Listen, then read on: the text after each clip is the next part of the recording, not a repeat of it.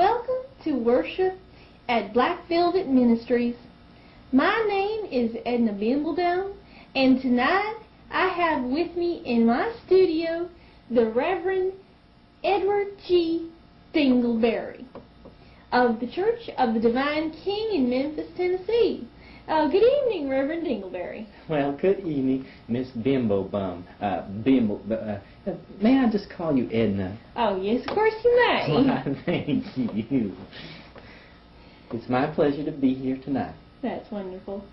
Well, tell us a little bit about your church. Yes, thank you. Well, as you mentioned, my church is the Church of the Divine King in Memphis, Tennessee.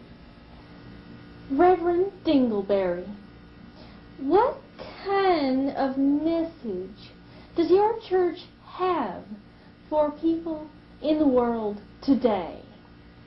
Well, Miss Edna, we want the world to know that the King is among us.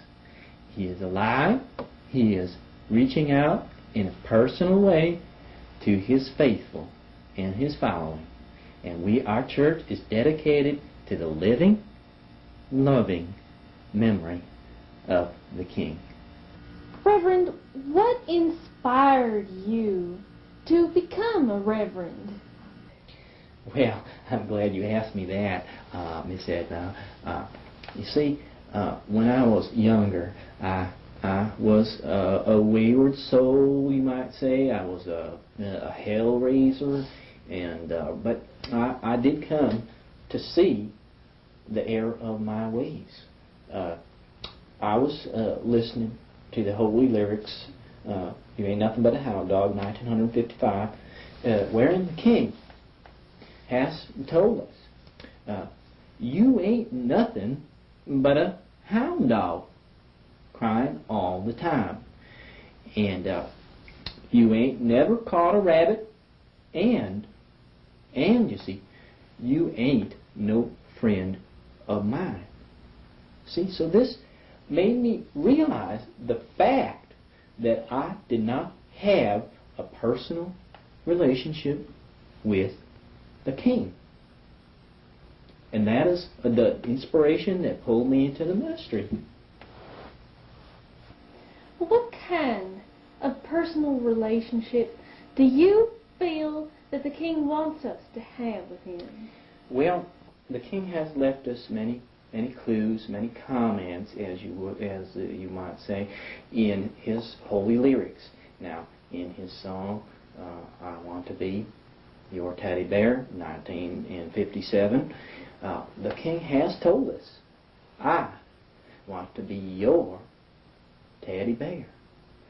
So you see, that is the kind of close, personal relationship the King wants to have with each and every one of us.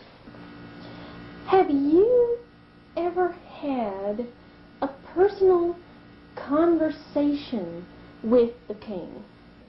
Why, yes, I have. Yes, on many occasions, I have met with and spoke with the King during his public ministry, which lasted from 1955 to 1977. I spoke and met with the King on many occasions. In fact, my first meeting with the King was at Eddie's Bar and Grill in downtown Memphis. After that time, I spoke and met with him backstage at many of his concerts. The Redondo Beach in California comes to mind, and after the King retired, you see, from being in the public spotlight, if you will, I have met and spoke with the King many times in telephone conversations and at the Kmart and Whataburger. Reverend Dingleberry, what do you feel that the King would want us to do today about the terrible problem in America with poverty? Poverty.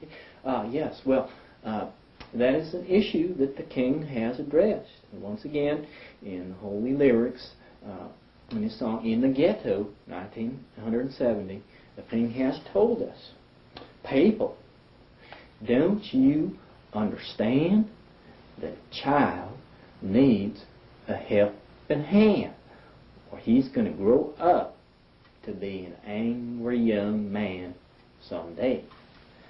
So you see, in our own personal lives, we must try to do our part to fight against poverty and non-literacy in our nation, or else America will just go to hell in a handbasket.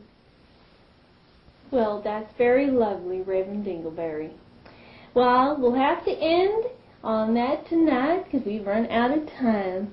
I want to thank you very much, Reverend, for coming into our studio to talk with us.